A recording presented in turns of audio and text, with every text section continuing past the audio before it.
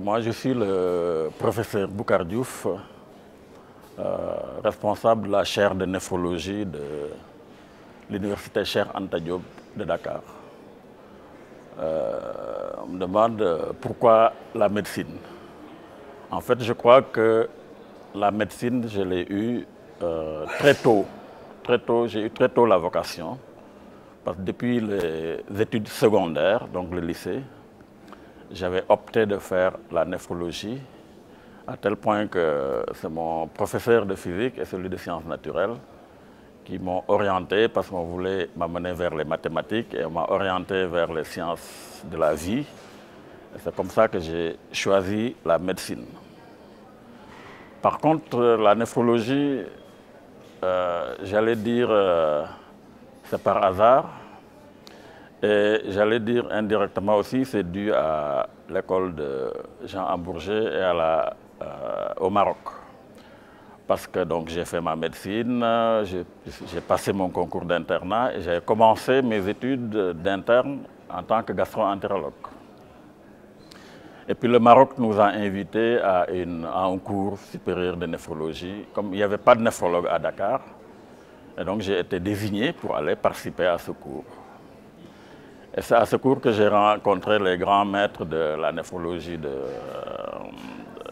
France, le professeur Amiel, le professeur Claude Jacob, Idat, Jean-Marie Idat, mais surtout le professeur Jean-Pierre Grunfeld, qui m'avait extrêmement impressionné en ce moment, qui m'a même offert mon premier livre de néphrologie.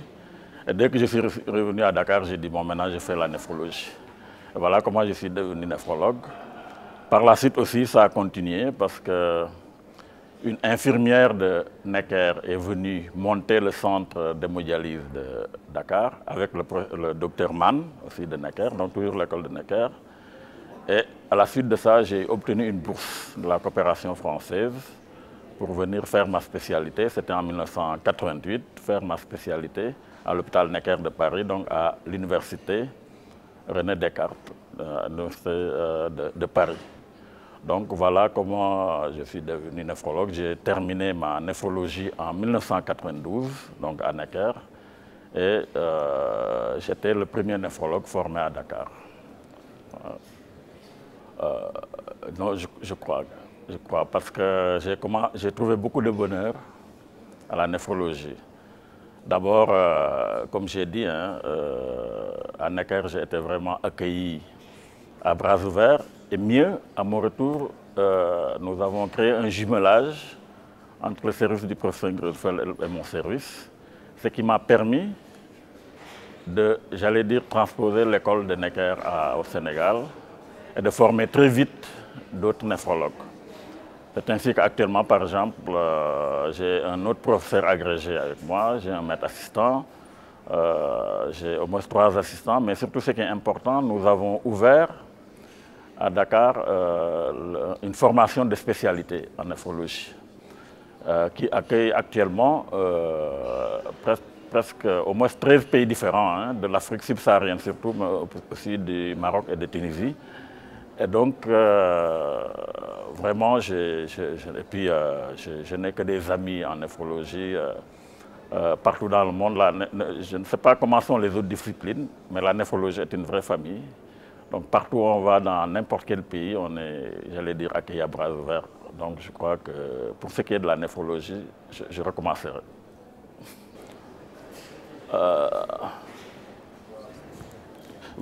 En fait, c'est une histoire, j'allais dire, à embûches. Comme on dit chez nous, c'est toujours difficile de construire. C'est toujours difficile de construire. Sur place, pardon, j'ai eu quelques difficultés, parce que toujours quand on veut innover et quand on est pionnier, on a des difficultés déjà à se faire comprendre, à expliquer les choses. Par exemple, déjà quand je suis venu, j'avais l'accord de mon chef de service, l'accord du recteur de l'université, mais le doyen ne voulait pas que je vienne sous prétexte que j'étais trop jeune, il y avait d'autres qui devaient venir, ainsi de suite. Donc j'ai eu déjà des problèmes avec mon doyen. Heureusement, quand je suis reparti, quand je suis revenu, il a senti que ma formation était indispensable à la fac, donc après les problèmes se sont réglés. Ensuite, il y a eu quelques problèmes relationnels avec les collègues qui disent toujours oui, la manière de voir les choses et consorts. Mais progressivement, je crois, avec des explications, mais surtout, ce qui est important quand on débute dans ce genre de choses et qu'on est seul dans un pays, surtout l'humilité. C'est-à-dire ne pas vouloir montrer aux gens qu'on connaît des choses et qu'on sort, mais essayer par la persuasion. Et je crois que maintenant, l'école de Dakar est extrêmement reconnue. L'autre difficulté que nous avons eue, c'est pour l'amélioration de la prise en charge. On s'est beaucoup battu pour, par exemple, créer le centre de dialyse, ensuite d'hémodialyse, ensuite de dialyse péritonéale. Nous avons beaucoup parlé à la télé, à la radio, mais il y a à peu près 6 ans, j'ai incité les malades insuffisance rénale à créer une association. Et cette association-là a fait un travail extraordinaire, donc nous avons cheminé ensemble. Et récemment, au mois de mars passé, nous avons créé une grande journée et depuis lors, les choses ont beaucoup changé dans le pays. Donc il y a une volonté politique plus engagée pour prendre en charge les insuffisants rénaux. Donc en Afrique, surtout subsaharienne, j'allais dire, hein, il y a très peu de néphrologues. Donc quand on commence, c'est beaucoup d'embûches. Mais on ne s'est pas arrêté, nous, à Dakar, à la néphrologie dakaroise. Parce que quand nous débutons, je me rappelle le premier atelier que nous avons fait en Afrique subsaharienne en 1994. Sur toute l'Afrique subsaharienne, il y avait peut-être 4 ou 5 néphrologues. C'est ça surtout qui nous a incité déjà à essayer de développer ce partenariat. Et donc, j'ai été chargé par mes collègues et par l'Association africaine de néphrologie de coordonner la néphrologie en Afrique de l'Ouest. Donc, c'est ainsi que tous les 2 ans, nous organisions un atelier subsaharien de néphrologie qui parlait de nos problèmes personnels. Mais c'était surtout en fait pour promouvoir la néphrologie, pour faire en sorte que les jeunes, parce qu'il y avait des étudiants qui étaient là, aient l'amour de la néphrologie, puissent y aller. Et au dernier congrès, atelier qui s'est tenu en mars 2009, là, au Bénin, à Cotonou, nous avons sauté le pas en créant la Société subsaharienne de néphrologie. Là aussi, j'ai été nommé président de cette société, donc le premier président de cette société subsaharienne de néphrologie. Et le premier congrès aura lieu en 2012 à Ouagadougou. Mes pères aussi m'ont donné l'honneur d'organiser le prochain congrès de l'Association africaine de néphrologie qui se passera au mois de février 2011 à Dakar. Donc voilà peut-être une histoire assez difficile au début, mais quand même passionnante. Et puis surtout, quand on construit et quand on voit les résultats venir progressivement, c'est tout un bonheur de travailler dans cette discipline. Voilà. Nous avons eu la chance d'avoir eu des professeurs de médecine, comme les professeurs Biram Diop, les professeurs Omar Bao, Marc Sankale, qui nous ont toujours appris que le premier médicament pour un malade, c'est l'accueil. Donc c'est indispensable déjà d'avoir une très bonne relation avec les patients. Ensuite, ce qui est peut-être parfois difficile, il faut plutôt chercher à le comprendre que de demander à ce qu'ils te comprennent.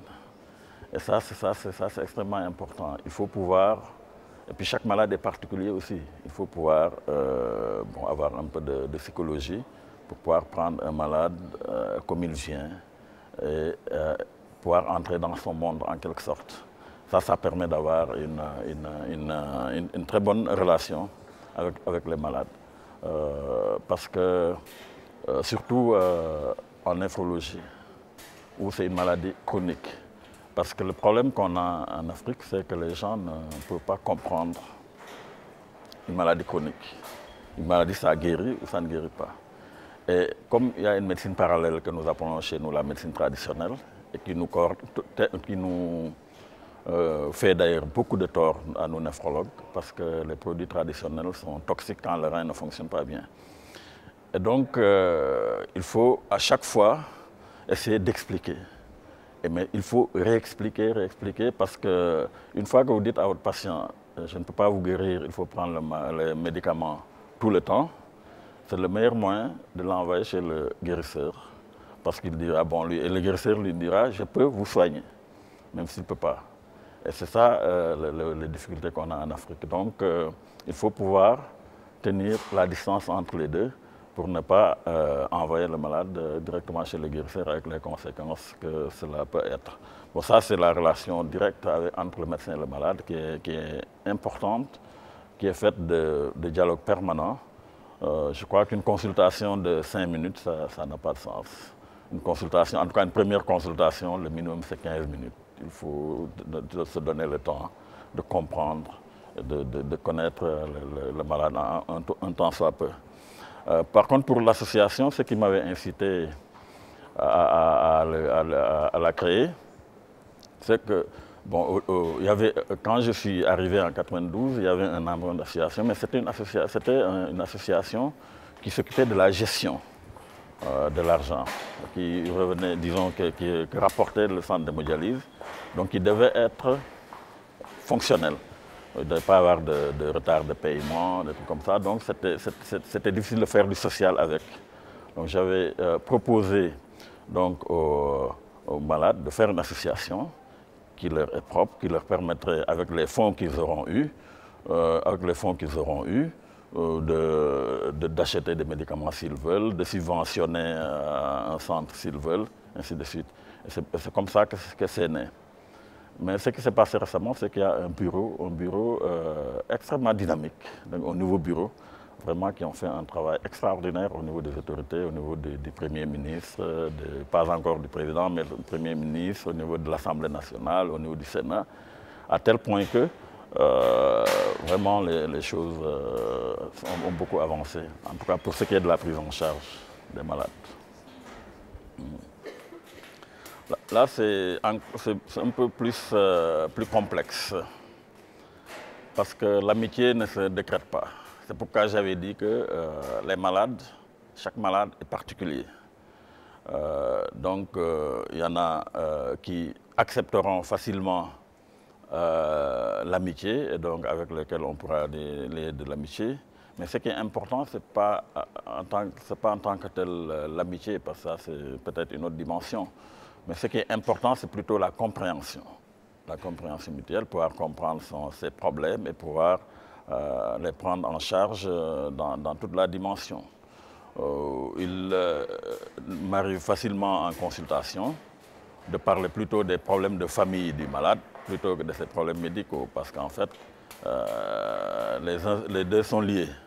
Si on ne peut pas, s'il ne résout pas ses problèmes familiaux, peut-être qu'il n'aura pas, en tout cas dans notre contexte, qu'il n'aura pas le temps de passer à ses problèmes médicaux. Donc il faut aider à la solution de tous ces problèmes. Maintenant, quant à lier vraiment une amitié, ça c'est une autre dimension et ça dépend du tempérament du malade que vous avez devant vous. Par contre, l'amitié peut-être entre néphrologues, surtout quand on gère une équipe, ça peut être important. Ça peut être important et je crois que c'est une question là aussi d'ouverture et surtout j'allais dire de feeling pour employer un mot anglais. Parce que ce qui se passe chez nous, c'est que les relations professionnelles, on peut les cultiver de manière extrêmement sérieuse. Par contre, les relations amicales, même entre collègues, donc il faut peut-être savoir sentir mieux celui à qui on peut se lier plus qu'avec d'autres. Mais les relations professionnelles, ça c'est sacré et on doit les préserver. Bon, de tête comme ça, qu'est-ce qu'on peut dire? Peut-être, bon, il y a plusieurs dimensions. Hein. La première dimension, c'est peut-être Les relations que, par exemple, les gens ont en Afrique, par exemple, avec la mort, avec la maladie, surtout dans le domaine de la néphrologie. Parce que l'hémodialyse n'est pas à la portée de tout le monde.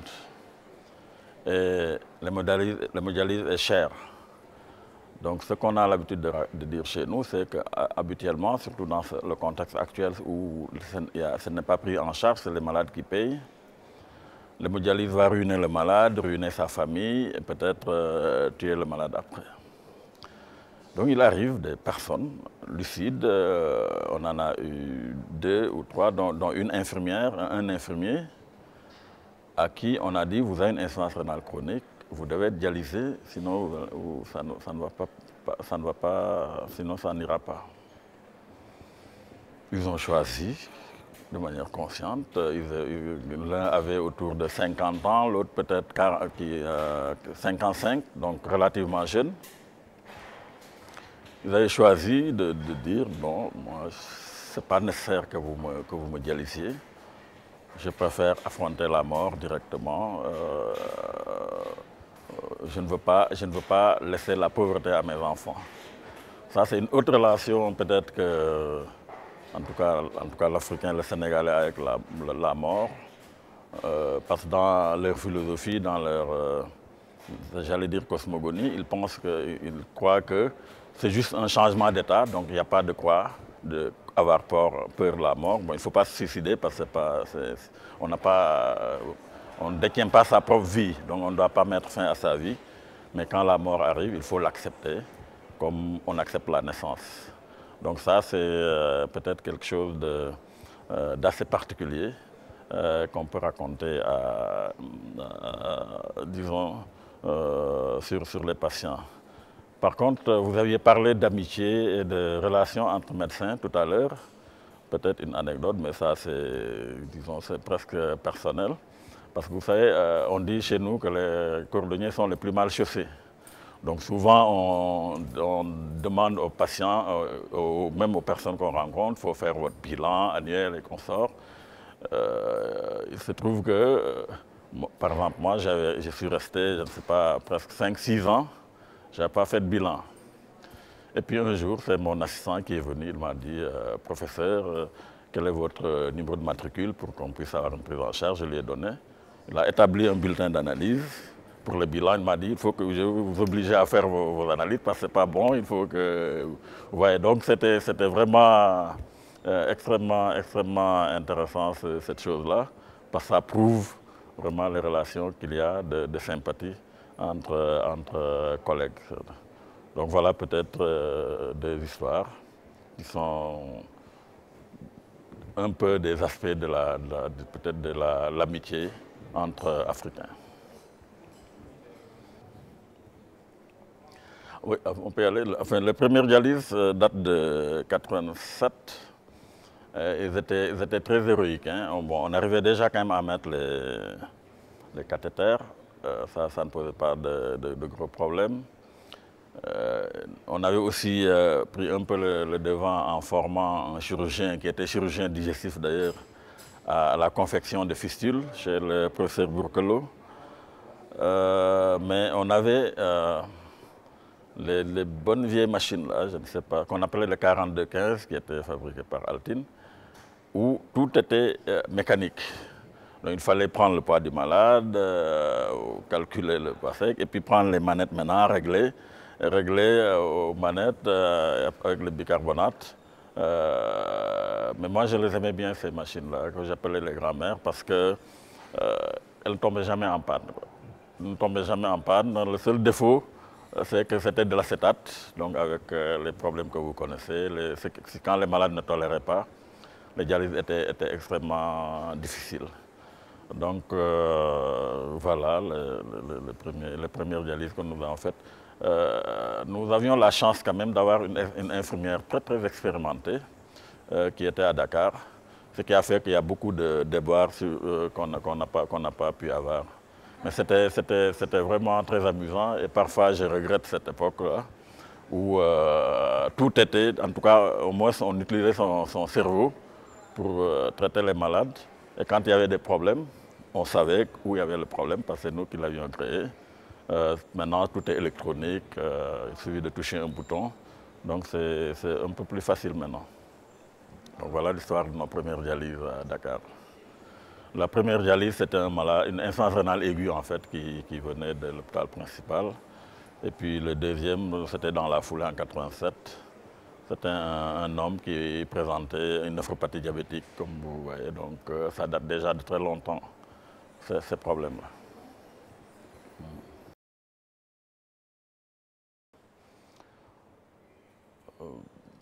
Je crois que nous sommes obligés, hein, c'est-à-dire les autorités politiques sont obligées de développer la néphrologie. Pour un certain nombre de raisons. La première, c'est que ça atteint des sujets d'âge moyen, c'est-à-dire la moyenne des enfants rénodialisés chez nous, c'est 40 ans.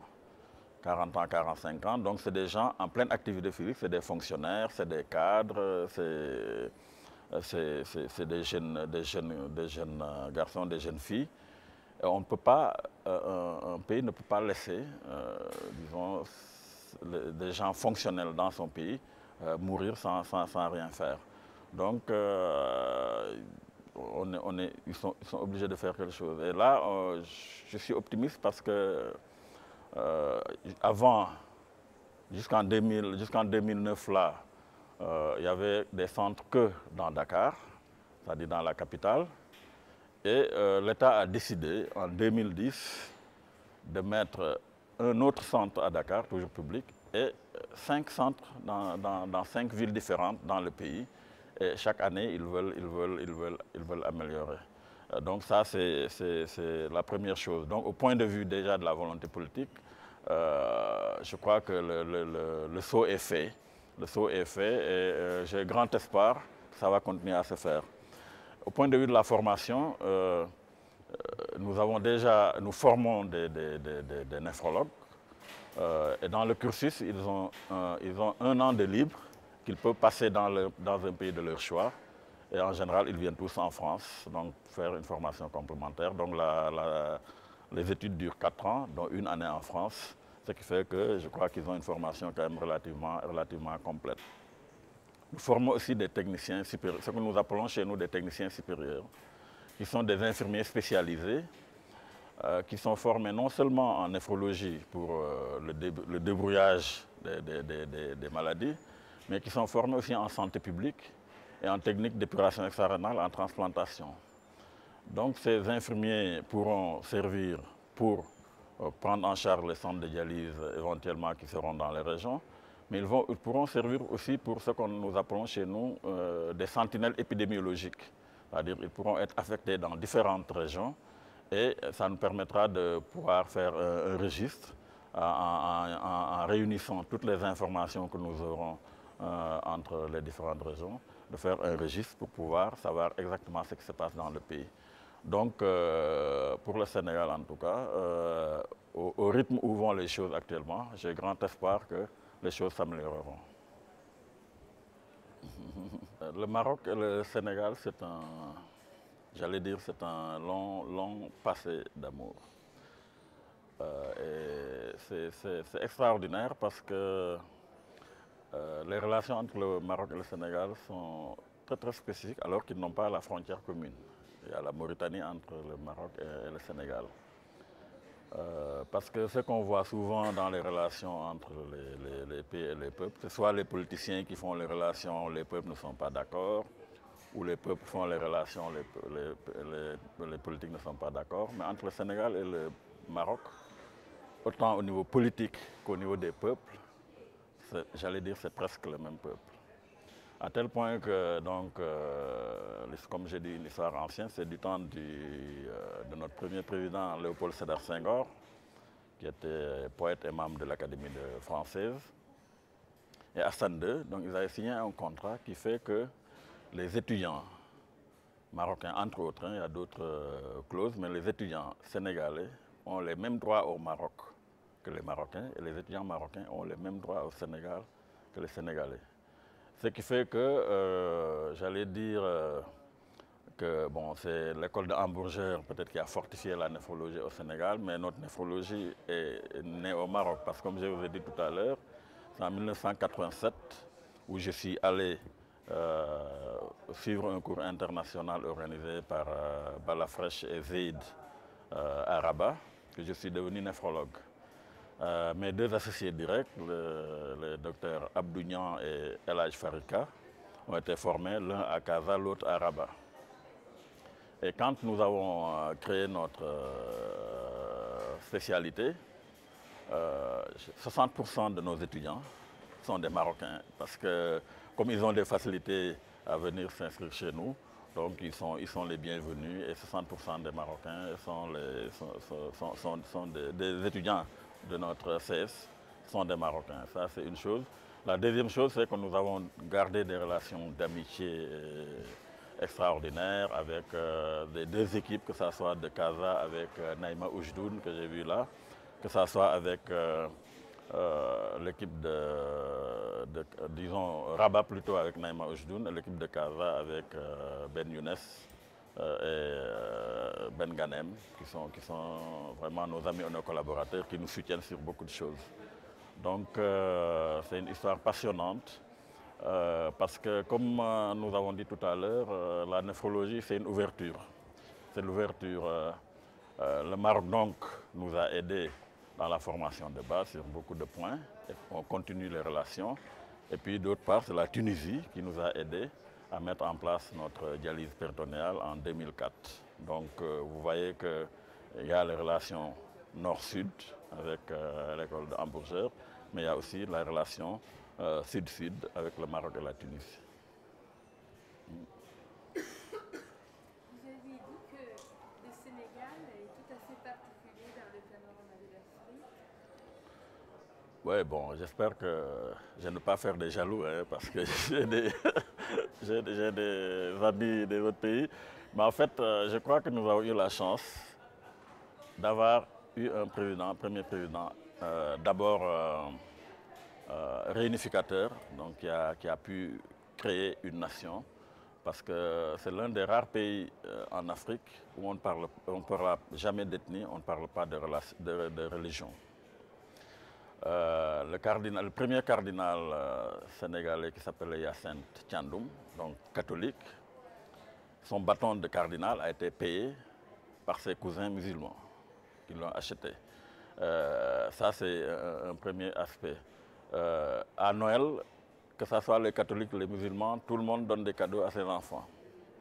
Le jour de la Tabaski, que ce soit les catholiques ou les musulmans, tout le monde tue le mouton. Parce que l'enfant catholique ne peut pas comprendre qu'on mange le mouton à côté, qu'il n'y ait pas de mouton chez lui. Donc tout le monde tue le mouton. Quand il y a une fête catholique, les chefs religieux musulmans sont invités. Et quand il y a une fête musulmane, les chefs religieux musulmans sont invités. Donc c'est un pays, j'allais dire, comme disait justement notre fameux président, le poste Sédar Senghor, c'est un pays de dialogue. C'est un pays de dialogue. Ensuite, c'est un pays d'enracinement et d'ouverture. Parce qu'indépendamment de ça, ils sont très enracinés dans leur culture. Et les Sénégalais sont partout dans le monde. Ils sont partout dans le monde, mais partout où ils ont un pied au Sénégal. Ils ont un pied au Sénégal et donc ils ne quittent jamais réellement le Sénégal. Maintenant, du point de vue intellectuel, nous avons eu la chance d'avoir le président Senghor comme premier président qui se faisait un point d'honneur de mettre toutes les institutions qu'il y a en Europe au Sénégal et de mettre de grandes écoles au Sénégal. Ce qui fait que dans toutes les grandes institutions internationales, vous avez des Sénégalais qui sont souvent à la tête, ou en tout cas qui jouent les premiers rôles. Par exemple, juste quelques exemples actuels. La francophonie, c'est un Sénégalais. Le comité olympique international, c'est un Sénégalais. La FAO, c'est un Sénégalais. Et donc, et puis l'UNESCO a été tenu par un Sénégalais. La Cour internationale de la Haye, nous avions eu quelqu'un qui était, je crois, le président, en tout cas le vice-président. Donc vous voyez que c'est un pays quand même, j'allais dire, d'intellectuels, mais c'est un pays aussi de dialogue. Notre président actuel est en train de prôner le dialogue interreligieux, de vouloir même créer une conférence à Dakar pour le dialogue interreligieux, C'est pour vous dire jusqu'à quel point, quand même, ce pays est particulier.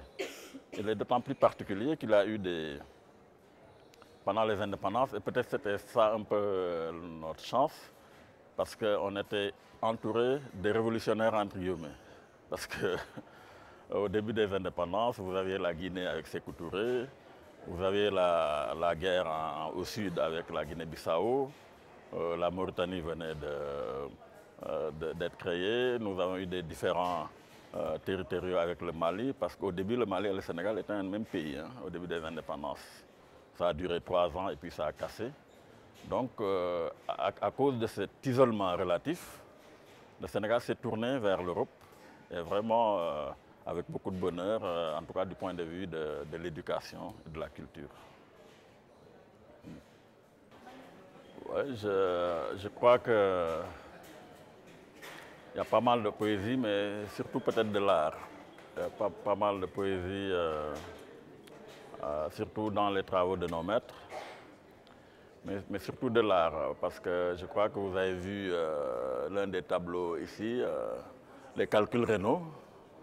C'est des beautés extraordinaires. Et si vous prenez, je crois que c'est la Société internationale de néphrologie qui en use et en abuse. Les images de reins, de pathologies sont extraordinaires. Mais c'est surtout ce qui est merveilleux en fait, bon, si on croit en Dieu, on rend grâce à Dieu, c'est le travail du rein. Le travail du rein en fait. Parce que je dis souvent que c'est tellement merveilleux que Dieu en a fait 2. Parce qu'en fait, un suffit. Un suffit parce qu'on coupe bien le rein de quelqu'un pour le donner à un autre. Donc si Dieu en a fait 2, c'est qu'il a vraiment pensé à son importance. Parce que la sensibilité, j'allais dire, tactile, olfactive entre guillemets, je ne sais pas, du rein pour modifier et pour mettre dans des quantités vraiment importantes tout ce qu'il y a comme constituant dans l'organisme. On n'a pas fini de tout découvrir, de réguler tout ça vraiment de manière extrêmement proportionnée et de manière constante. Ça, c'est vraiment merveilleux, c'est une merveille de la nature. C'est pourquoi vous m'aviez dit, est-ce que vous recommenceriez? Moi, je crois que je suis un amoureux fou du Rhin. J'ai un de mes patrons qui disait, à qui son mari disait, c'était Dominique Droz, son mari disait, j'aurais dû être un glomérule. Parce que j'aurais dû être un glomérule parce que Dominique Droz ne vivait pour les glomérules. Mais je crois que je suis aussi amoureux du néphron et de la néphrologie. Voilà. Un jeune qui veut faire la médecine, je crois que d'abord il faut l'aimer. Il faut l'aimer. Je dis toujours à mon entourage qu'il ne faut jamais forcer quelqu'un à faire la médecine. Parce que c'est long. C'est comme disent les Anglais, c'est time consuming, donc ça prend beaucoup de temps. Et c'est pas excessivement riche, au point de vue financier, je dirais. Parce que la richesse n'est pas que monétaire. Hein. Il y a la richesse spirituelle, il y a le fait d'aider les gens, d'aider à la santé. Donc il n'y a pas plaisir plus intense que quelqu'un qui est réellement malade. On lui fait recouvrer la santé. Ça, c'est un plaisir extraordinaire. Donc, il faut l'aimer d'abord. Bon, une fois qu'on l'a aimé, maintenant, il faut travailler. Parce que j'ai l'habitude de dire à mes jeunes étudiants en médecine que la médecine est jalouse. Elle n'accepte pas d'autres compromis. Quand on fait la médecine, on fait que la médecine. Et après, on peut faire autre chose. Mais on ne peut pas faire la médecine et autre chose, quelle que soit la chose là. Donc la médecine est jalouse. Donc il faut travailler et il faut aimer la médecine. Maintenant, quand on doit faire la néphrologie, il faut en plus de la patience. Parce qu'il faut, j'allais dire, presque reprendre reprendre toute sa médecine.